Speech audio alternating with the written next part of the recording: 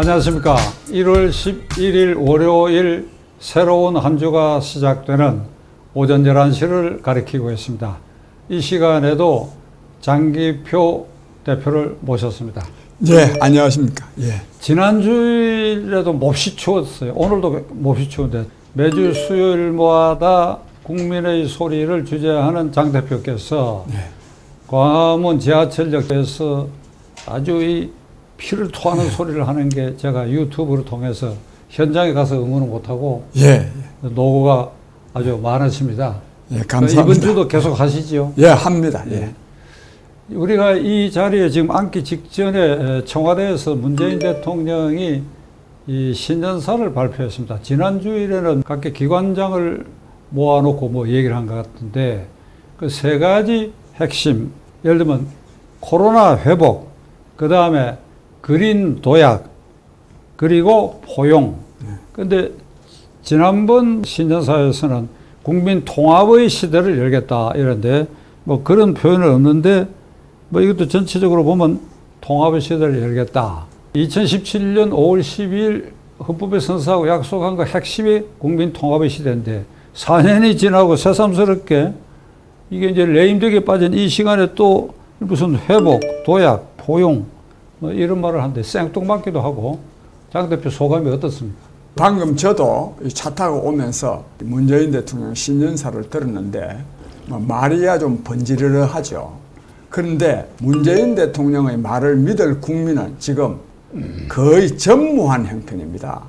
왜냐하면 그동안에 거짓말을 너무 많이 해왔기 때문에 심지어는 문재인 대통령 공약 가운데 공약이 뭐 좋은 말은 다들 특히 국민 통합, 비정규직 제로 시대 뭐 온갖 공약을 많이 또 특히 소득 양극화해서 그랬는데 한 가지도 지켜진 게 없습니다. 좀 시니컬하게 말을 한다면 딱 지켜진 공약이 한 가지가 있는데 한 번도 경험해 보지 못한 나라, 그러니까 한 번도 경험해 보지 못할 정도로 말하자면 이 나라가 총체적 파탄 상태에 직면한 거 이거 하나만 지켰습니다. 그래서 이번에 회복은 정말 해야 됩니다. 그 회복이라는 것은 코로나19로 말미암은 일상생활이 완전히 그냥 비정상적으로 될 수밖에 없었기 때문에 이걸 회복해야 된다는데 회복해야 됩니다.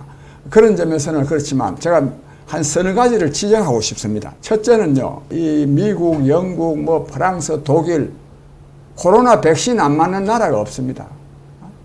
우리나라는 세계 경제 발전 수준을 보면 10대 경제 강국입니다. 오늘 뭐 말하는 거 보니까 네 달부터 뭐 백신 맞을 거라 그럽니다. 이런 거 하나 일상으로 회복하겠다 하면서 가장 과학적인 방법인 백신 개발에 대해서 아무 제대로 된 조치도 취하지 않고 있다가 다른 나라들은 다 백신을 지금 몇백만 명씩 지금 맞고 있는데도 아직도 못 맞는 거, 이거 정말 이 문재인 정권이 정말로 이 사태에 대해서 책임을 져야 된다는 말씀을 드리고 싶고, 다른 하나는요, 오다 또 저 뒷부분에 보니까 또 뭐 북한한테 대해서 온갖 또 제안과 추파를 다 던집니다. 북한은 그저께 8차 당대회 하면서부터 말은 핵무력 완성을 지금 선언했습니다. 완성을 선언하고 특히 거기서 주목할 만한 일은 전술 핵무기를 개발하겠다는 것입니다. 전술 핵무기라는 것은 사거리가 짧습니다. 이는 순전히 남한이나 일본, 저는 사실 중국도 겨냥한 것이라고 보는데 여기 즉 남한에서 모을 수 있는 전술 핵무기를 개발하겠다고 하는데 이러한 데 대한 엄중한 경고가 없이 또 무슨 뭐 한반도 평화 프로세스는 해가지고 이래서 하는 거, 이 정신 나간 짓입니다. 저 북한에서 이번에 이런 말은 슬쩍 한번 했습니다. 몇 년 전과 같은 남북 관계에도 봄날이 오기를 바란다. 슬쩍 그러면서 뭐 조건이 뭐냐? 한미 연합훈련을 비롯한 대북한 적대 정책을 완전히 종식할 것.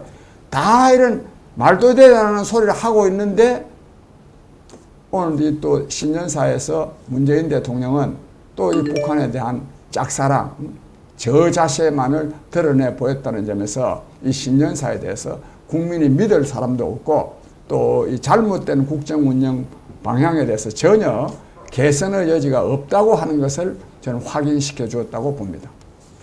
코로나 그 확진자 수 발표에 의문과 의혹을 가진 분들이 많습니다. 뭐 저도 의혹까지는 아니라도 의문이 있는 것이 지난 주말에 1000명에서 뚝 떨어져 500명대로 내려왔거든요. 그런데 어떤 통계에 의하면 우리나라가 확진자 수를 확인하기 위한 대상자를 가장 적게 잡은 나라에 속한다. 그러니까 확진자가 늘어나는 것은 그만큼 그 검사 대상자가 많아지면 그게 따라서 확진자도 늘어나는데 이 정부가 이걸 조절하고 있지 않냐 하는 의문이 있고, 또 하나는 8.15 광장에 모였던 집회 주최자 참가자들을 살인자로 몰아온 것입니다. 살인자. 그런데 7월 말 휴가철에 정부가 장려를 했거든. 전부 휴양지에 가라. 무슨 또 쿠폰도 발행하고. 그러니까 전부 풀어놔 버렸단 말이에요. 그래가지고 8월 15일 직전인 8월 10일부터 확진자가 늘어났고, 그 다음에 15일 광장 집회가 있었는데, 그리고 16, 17, 18, 19 쭉 가면서 15일 이전에 늘어난 숫자와 별 변동 없는 숫자가 계속돼. 그러니까 여기에는 이제 각계 전문가들이 계속해서 이걸 발표를 했는데, 따라서 8.15 광장 그것이 2차 확산의 근원지고 참가자들이 책임질 일이 아닌데 살인자로 몰아요. 청와대 비서실장, 노 실장이 국회에 나와서 그랬고, 민주당의 원내대표 등도 살인자라고 그랬어요. 이것에 대해서 한마디 해명이나 뭐 변명 없이 오늘 아침에도 여전히 무슨 회복 잘 되고 있다, 포용하겠다 이렇게 하니까 그 진정성을 누가 그걸 인정할 수 있겠습니까? 나라마다 꼭 비교해서 정확하게 진단하기는 어렵지만, 지금 우리나라하고 가까운 대만 같은 데 있습니까? 대만은요, 코로나19로 말미암은 사망자는 1명뿐이고요. 확진자도 몇 백 명 수준도 안 됩니다. 몇십 명 정도밖에 안 됩니다. 그런 점에서 문재인 정권은 두 가지 점에서 아주 큰 잘못을 범했는데, 초기에 이 중국발 이 입국자들을 초기에 막지 않은 것. 이것이 한국 사회에서 이 코로나 확진자가 많이 나오게 한 근본적인 원인이었죠. 그 다음에 백신을 또 이 도입에 대해서 굉장히 소홀함으로써 지금 아직도 다른 나라들에 비해서 훨씬 더 진정될 기미가 덜 보이고 있는 것. 만약에 노영민 실장 그 논리대로 한다면은 이 정부야말로 진짜 코로나 살인 정권이라고 저는 비난받아 마땅하고, 특히 이번에 이 추미애 장관 아니습니까? 동부 구치소에서 완전히 그냥 국가 관리 시설이거든요. 한 사람도 자기 멋대로 행동할 수 없는 데 아닙니까? 제가 긴 말씀은 드리지 않겠습니다. 심지어는 마스크도 제대로 공급하지 못했습니다. 심지어는 개인이 돈 주고 산 것도 규정된 물품에서부터 벗어난다 해가지고 뺏어간 사람입니다. 그래가지고요, 그 2,400명 중에 약 한 1,200명 가까운 확진자가 나와가지고 난리가 났습니다. 난리가. 근데 이에 대해서 책임을 그 건물을 그 아파트형으로 이명박 정권 때 그 건물을 지어가지고 늘어났다. 이런 망발이라 해야 되는 게 아니죠. 정말 이 정권의 남탓 속성을 그대로 보여주고 있습니다. 정말 저는 그래서 이미 추미애 장관은 지금 고발되어 있습니다. 고발되어 있지만은 이에 대한 또 책임 또한 문재인 대통령에게 있으면 말할 필요가 없습니다. 저는 이처럼 이 코로나 방역과 관련해서 문재인 정부가 잘못한 것이 대단히 많은데, 그런데도 무슨 K방역인이 운운하면서 마치 잘한 것처럼 선전하는, 오늘도 보니 그런 말을 했더라고요. 국민 여러분의 피와 땀으로 잘 극복했다고. 말은 국민 여러분의 그러지만 실제로는 저가 잘했다는 거거든요. 이런 망발을 지금 계속하고 있는 정권이다 하는 이런 점을 우리 국민들이 깊이 인식해야 되겠다, 이 말씀을 드립니다. 8.15 광장 참가 주도한 사람들을 살인자라고 한다면, 지금 장 대표 얘기한 것처럼 우한 코로나 초기 발생 때 중국 입국자를 완전히 개방해가지고 어마어마한 확진자가 늘어나게 한 거. 사망자도 얼마나 많았습니까? 살인죄로 책임져야 되고, 동부구치소 거기에 사망자까지 나왔으니까 그 살인죄로 책임져야지요. 1차로 법무장관이죠.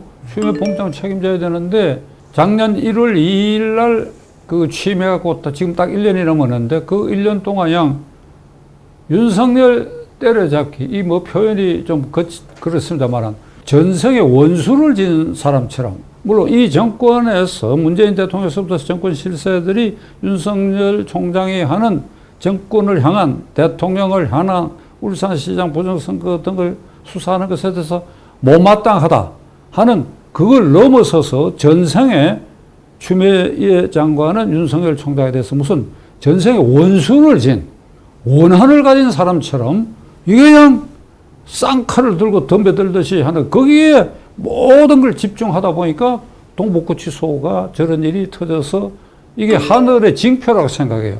너희들 정신 차려란 말이야. 엉뚱한데 왜 신경 쓰고 있느냐 하는 증거로서 동북구치소에 저런 엄청난 불상사가 발생했다고 보는데 책임 안 지잖아요, 책임을. 네. 예? 이거 아주 분노할 일이라고 저는 생각합니다. 코로나 확진으로 말미암아서 어려움은 그것도 저 2명이나 또 죽었습니다. 죽은 사람도 있습니다. 그런 데 대해서 이런 비유를 드는 게 뭐 적절할지는 모르겠습니다만 정말 이 동부구치소에서 확진자가 많이 나온 것은 추미애 장관이 얼마나 정말 법무부 장관으로서 해야 될 일은 제대로 하지 아니하고 엉뚱한 짓, 도저히 법무부 장관으로서 하지 않아야 될 불법적인 행위를 한 데 대한 말하면 인과응보가 아니겠느냐 저는 하는 이런 생각이 듭니다. 근데 이게요, 방금 우리 박 대표님 말씀대로 추미애 장관이 윤석열 총장하고 전생에 원수가 돼서 그런 게 아니라 이 사람이요, 지 잘 되려고 그런 겁니다. 이른바 문바들한테 잘 보여가지고 서울시장을 하든 국무총리를 하든 또는 대통령 후보를 하든 한번 해보려고 그랬는데 망한 거는 누구냐? 양쪽이 다 망했습니다. 추미애는 완전히 추풍낙엽처럼 망했고 문재인 대통령도 윤석열을 쫓아내다가 국민들에게 사과할 수밖에 없는 이런 처지에 처했고 결국 이것이요, 윤석열 쫓아내기는 문재인 정권이 더 이상 지속되기 어렵다고 하는 것을 국민적으로 저는 확인했다고 생각합니다. 뭐냐? 첫째, 2차례에 걸쳐서 이 서울행정법원으로부터 직무정지도 해소됐고 정직 2개월 처리한 것도 효력을 정지시켜 버렸습니다. 이거는 물론 이 법원이 판사가 한 판결이지만 저는 여기에는 국민 민심이 실려 있다고 생각합니다. 이미 민심이 이 정부로부터 떠났습니다. 많이 인용되는 문구이지만 무신 분립이라는 말이 있습니다. 백성이, 즉 백성의 믿음을 얻지 못하면 절대로 정권이 존속할 수가 없습니다. 저는 그런 점에서 윤석열 쫓아내기 사건은 결국 이 정권이 국민의 신임을 잃음으로써 더 이상 지속될 수 없다고 하는 것을 보여준 사건이라 저는 이렇게 보고 있습니다. 재난지원금이 오늘부터 3차 재난지원금이 아마 300만 명을 대상으로 해갖고 자영업자 주로 아마 오늘부터 지급이 개시되는 것 같은데 지난주일부터는 전 국민에게 4차 재난지원금을 지급해야 된다 하는 논의가 여당에서 일고 있고 이에 대해서 홍남기 부총리는 지금은 그걸 논의할 때가 아니다. 그러니까 부정적 의견을 표시하고 있는데 4차 재난지원금은 4월 서울 부산시장 보궐선거를 그 시일에 맞춘 거 아니냐 하는 그런 의문도 있는데 이 점에 장 대표 생각은 어떠신지요? 예, 이 재난지원금은 정말 지급돼야 됩니다. 잘 아시는 바와 같이 식당이라든지 커피점이라든지 아예 그냥 뭐 의자 올려놔놓고 사업을 못 하니까 이건 물론 자기네들도 이 코로나에 대해서 여러 가지 주의해야 되지만은 그러나 이거는 나라를 위해서 전 국민을 위해서 특별히 자기네들 손해보는 것이기 때문에 그냥 해야 된다고 보고요. 뭐 짧게 좀 말씀드리면 이 정권이 이 코로나 지원금을 자기 돈 가지고 주는 것도 아니면서도 굉장히 정치적으로 이거를 이용하고 있습니다. 특히 전 국민에게 지급해야 된다. 이거는 순전히 선거용입니다. 선거용인데 특히 이걸 많이 주장하는 사람이 이재명 경기도지사입니다. 이 코로나 지원금은 정말로 기본적으로는 코로나 방역 조치로 말미암아서 정말 영업에 심대한 타격을 받은 사람들, 즉 선별 지원을 해야 됩니다. 선별 지원을 해야 되고, 그다음에 또 국민 다수와 전체와 관련해서는 다른 또 여러 가지 사회 보장 정책이 저는 강구될 필요가 있다, 저는 이렇게 생각합니다. 근데 이제 또 지금 오늘부터 지급되는 것이 3차 지원금인데 지금 4차 지원금 해야 된다고 지금 나오는데, 그 홍남기 부총리는 뭐라고 말했나 하면, 그건 아직도 뭐 고려하고 있지 않다. 고려하고 있는 겁니다. 저는 이거를 타이밍을 언제 맞추느냐. 4월 7일에 있을 서울시장, 부산시장 보궐선거에 맞추려고 지금 하고 있다, 이렇게 봅니다. 국민 여러분. 이거 저 사람들 돈도 아닌데요. 국민이 낸 세금 가지고, 그것도 또 미래 세대까지 부담을 주어가면서 좀 지원하는 지원금인데, 이걸 선거에 만약에 이용하는데 우리 국민들이 이 지원금 받고 여당 지지하면 안 되겠죠. 저는 정말로 그 나라 정치의 수준은 국민에 의해서 결정된다고 생각합니다. 국민의 수준이 그 나라 정치를 결정합니다. 국민을 농락하는 이런 재난지원금에 이 투표 심리가 흔들리는 일이 없어야 되겠다, 저는 이런 말씀을 드리고 싶습니다. 전 세대의 재난지원금을 서울 부산시장 보궐선거 직전에 준다고 하는 것, 그거 국민이 거부할 수 있어야 됩니다. 거부. 그러니까 꼭 필요한데, 지속적으로 꼭 필요한데 재난지원금 주는 거, 그것은 뭐 정책으로 그렇게 해야 되겠지만은 그러지 않고 말이지. 전 국민에게 이렇게 한다고 하는 건, 이것은 표를 사는 행위라고 봐야죠. 이게 매표 행위라고 봐야죠. 그러니까 이런 걸 국민이 거부할 수 있어야 됩니다. 국민의 상당수가. 이제 끝으로 장 대표가 국민의힘 당원협의회 회장 맡고 있는 당직자니까, 최근에 그 서울시장 후보를 앞두고 안철수 씨와의 통합 문제, 뭐 이런 것에 대해서 밀고 당기고 하고 있는 것 같은데, 이 전망, 두 번째로는 오늘 아침 관변 여론조사기관의 여론조사 결과는 국민의힘당이 32%, 그 다음에 이 민주당이 28% 이래가 오차 범위 밖으로 앞섰다고 하는데, 이게 부동표가 또 30% 있어요. 그러면 국민의힘당 지도부나 국회의원들이 착각을 할 가능성이 있는 게, 자기들이 한 거 없잖아요. 자기들 잘해서 32% 됐다. 그럼 그건 아주 단단한 표일 텐데, 민주당이 내려앉았단 말이에요. 그 부동표가 또 그만큼 있단 말이에요. 그리고 이게 코로나 주택난 문제에 대해서 국민의힘당이 이게 공약이다 하는 거 시청자 여러분 기억하십니까? 윤희숙 의원이 정기국회 때 5분 발언한 거 있죠. 나도 임차인입니다 하는 발언. 그거 외에 국민의힘당이 당 이름으로 주택난, 코로나, 그 다음 남북 문제 정책 내놓은 거 우리 기억 못하지 않습니까? 그 장 대표 이 문제에 대해서 어떻게 생각하시는지? 예, 그런 점에서 정말 국민의힘은 부끄럽기 짝이 없는데요. 특히 이 서울시장 선거 후보, 예비 후보죠, 아직은. 이 후보 또는 이 대통령 선거에서의 후보와 관련해서 아주 국민의힘 소속 출마 예상자들은 국민의힘 밖에 있는 후보들보다 현저하게 이 지지율이 낮습니다, 이게. 이거는 국민의힘은 정말 반성해야 됩니다. 국민의힘이 얼마나 국민으로부터 제대로 지지를 받지 못하면은 이런 현상이 생기겠습니까?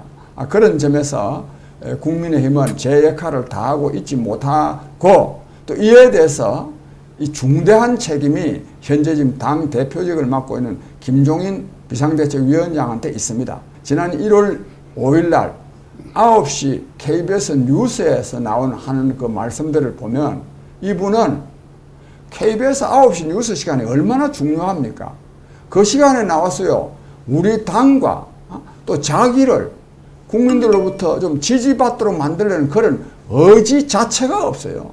능력이 없는 그 문제가 아니라 의지 자체가 없는, 즉 이런 분이 비상대책위원장을 맡고 있으니 어떻게 이 당이 국민에게 희망을 주고 또 국민의 지지를 받아낼 수 있겠느냐 하는 이런 생각이 들어서 정말로 국민의힘은 정말 새로운 모습을 저는 보이도록 해야 된다고 저는 생각합니다.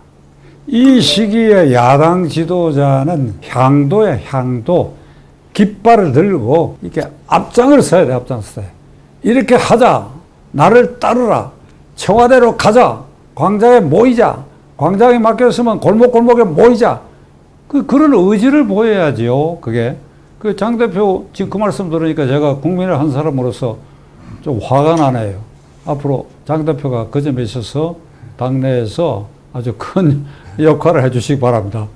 이번 수요일도 예. 여전히 그 경복궁 지하철역에서 예.